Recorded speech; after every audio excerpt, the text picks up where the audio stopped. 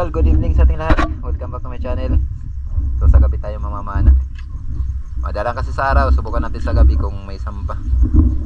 Bali kasama na ko si Idol JP yung magutol. Tapos yung kumpare ko, ayan o.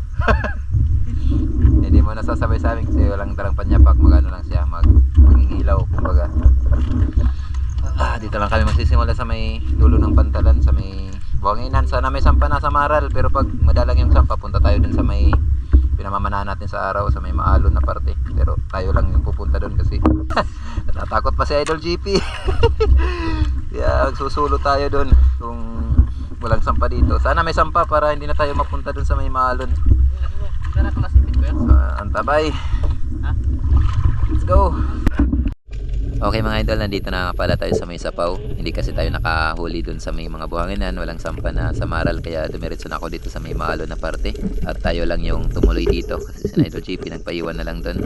Tatakot pa kasi sila sa laki ng alon. At ito yung unang isda natin, isang sturgeon fish.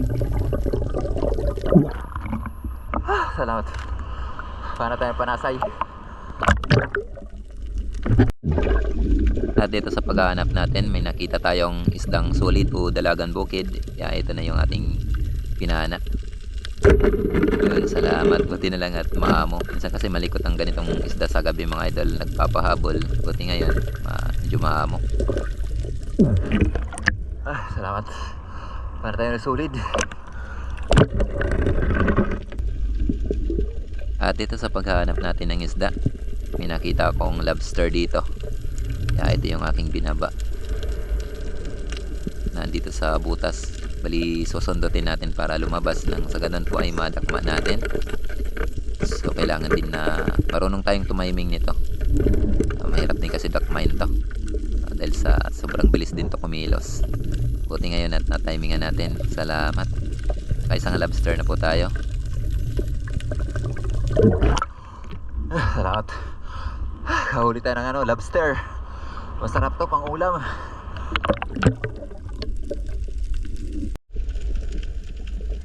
At dito nakakita tayo ng spotted snapper. Yan, salamat. Samahan natin. Isdang labungan naman ito kung tawagin dito sa amin sa Borongan. Masarap din to mga idol na pang sabaw.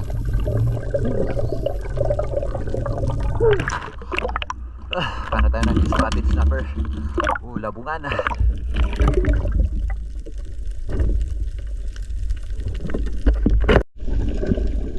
Okay, hanap naman tayo. Ganito talaga pag namamana tayo sa gabi. So, tiyagaan yan. Tiyagaan sa pagsisid para makahanap. At ito finally nakahanap tayo ng surahan o unicorn fish. Salamat. May oriental na tayo na surahan. Ito yung masarap na pang ihaw.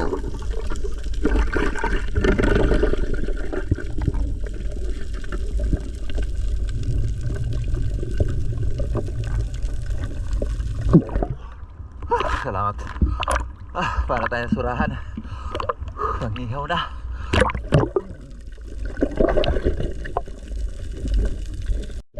At sa paghahanap nga natin mga idol, dito nakatagpo tayo ng emperor fish. Salamat na headshot natin.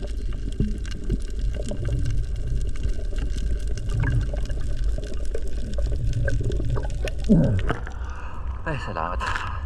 Para tayo ng canoping.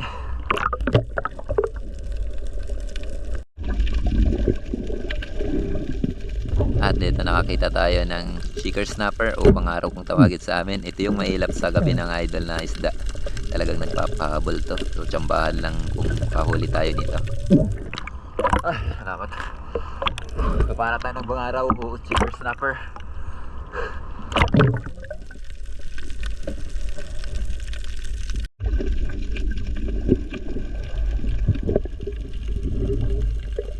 At ito may nakita tayong isdang pang-ihaw o yellow spiny unicorn o bayarongan naman ito kung tawagin sa amin. Yun, salamat. Masarap din to na pang-ihaw mga idol, napakataba nito. Hindi to gaano lumalaki na klase ng unicorn mga idol, di gaya sa original na surahan. Bayarongan.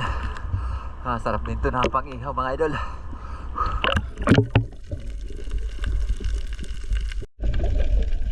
At dito nakakita tayo dito ng isdang labahita o lutang sturgeon fish. Kilala naman ito sa amin na Panasay. Yun, salamat. At dito nabitawan ko mga idol kasi tumilapon tayo. Yun, sa sobrang galaw nga ng tubig, sobrang lakas ng alon. Kaya nahirapan tayo dito mamana.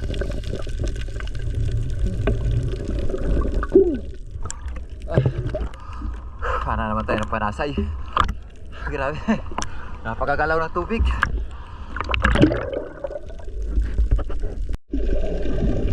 At dito binalikan ko yung tinana natin ng labahita. May napansin pa kasi akong isang labahita, kaya ito yung binalik ko.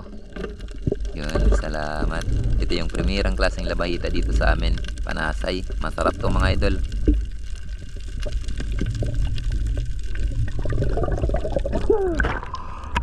Panasay kayo.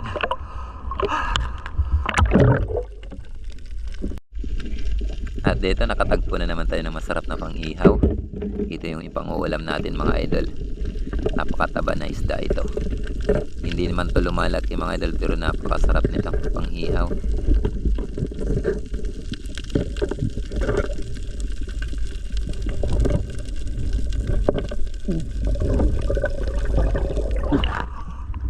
Salamat. Bayarungan. Sarap na pang-ihaw. At dito another pang-ihaw na naman. Gills Fine Unicorn. Yun, salamat po Bayarungon. Sunod-sunod na. Mga kapang-ulam na talaga tayo dito.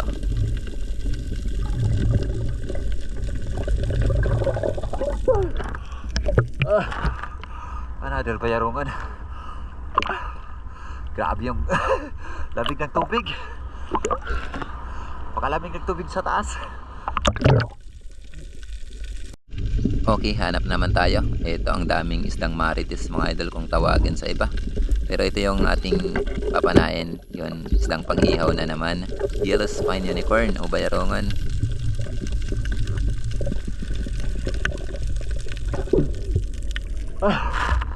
Salamat.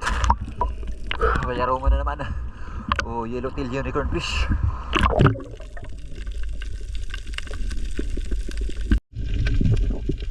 Okay, hanap na naman tayo. At ito na naman. Pang-ihaw na naman. Salamat at nagpakita na yung mga pang-ihaw. At ito may napansin pa ako habang pa-resurface ako. Kaya ito, hindi mo na ako tumuloy. Binalikan ko at hinawakan ko na lang to. Hindi nakma. Magaspang naman kasi ang balat nito. Kaya maganda to hawakan. Salamat. Salamat. Hinawakan na lang natin. Papakita yung mga pang-ihaw. At dito hanap naman tayo. Ito isdang pang-ihaw na naman. Ito na nga pala yung last na time natin kasi hindi ko na kaya yung lamig. Parang nasusuka na ako sa sobrang galaw din ng tubig. Kaya umuwi na ako dito. Paano tayo ng Bayarungon? Idol, bali pumagilid na tayo mga idol. Ito yung mga nahuli natin. Umakyat na tayo. Sobrang lamig ng tubig.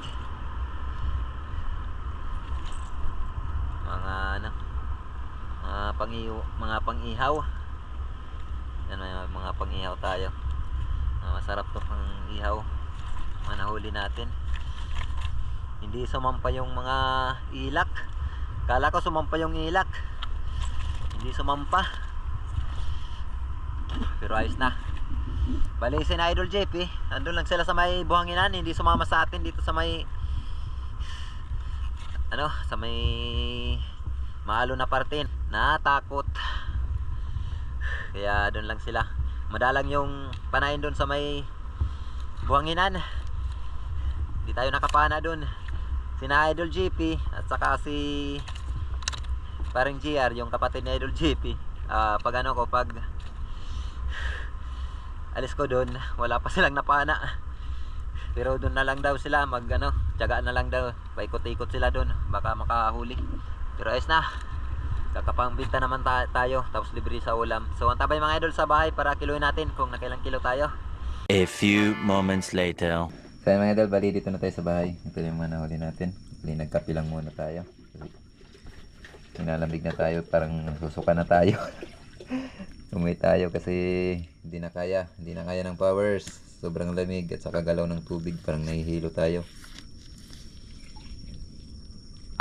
Ito lang yung surahan natin, di pa gaano malaki. Subukan natin kiluhin. Ayan, ay, hindi makita. Teka. Ayan. 650 grams size na rin. Tuloy na lang natin lahat kung nakailang kilo tayo. Okay. Mga pang-ihaw, yung karamihan sa mga huli natin. Lagay natin dito.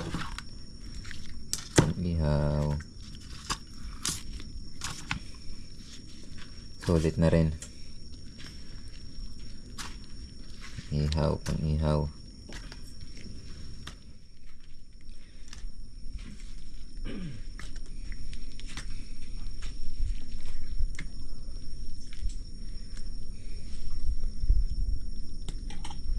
Hindi nadagdagan yung lobster natin.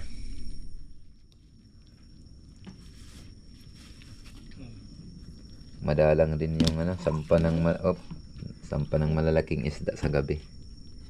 Sa araw madalang, sa gabi madalang. Oh. See? Mahigit 3 kilo. Siguro kasama yung lobster natin, mga 4 siguro.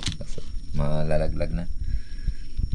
3 kilos and 850 grams yung isda natin. Ayos na.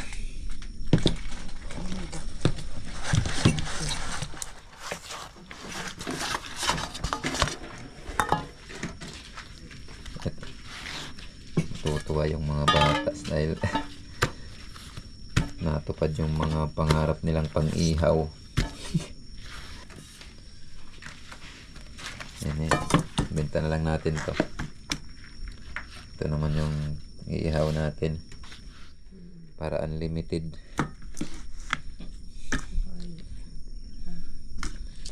Nako,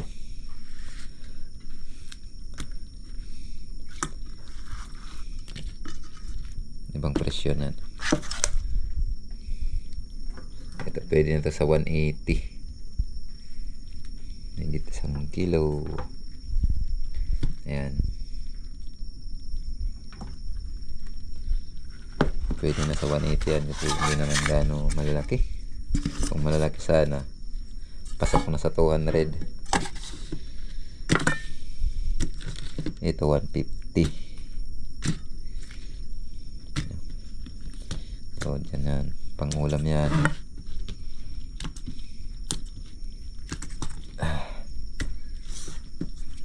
Kung 1 kilo, sobra. 1 kilo and 250 grams. Okay, silaw. Yan. May 2 kilo din. At dito mga idol ay nag-voice over na lang ako kasi yung isda natin na instead 180 and 150 ay napamahal po yan. Kasi yung amo na Bayaw nag-request ng isda. Kaya dinala niya yung isda natin. Yun, nagulat ako pag bigay niya ay binigyan daw tayo ng 1,000. Kaya sobrang saya natin. Yun, salamat sa family ni Sir Wilfred. Yun, at thank you din kay Bayaw. Yun, big love shout out. Salamat at kumita tayo ng 1,000 sa isda natin. So hanggang dito lang muna mga idol yung video natin. Bali sa next upload na lang po tayo mag shout out. Yun, big love shout out na lang sa inyong lahat. And maraming salamat sa inyong patuloy na pagsuporta. Mabuhay po tayong lahat. God bless.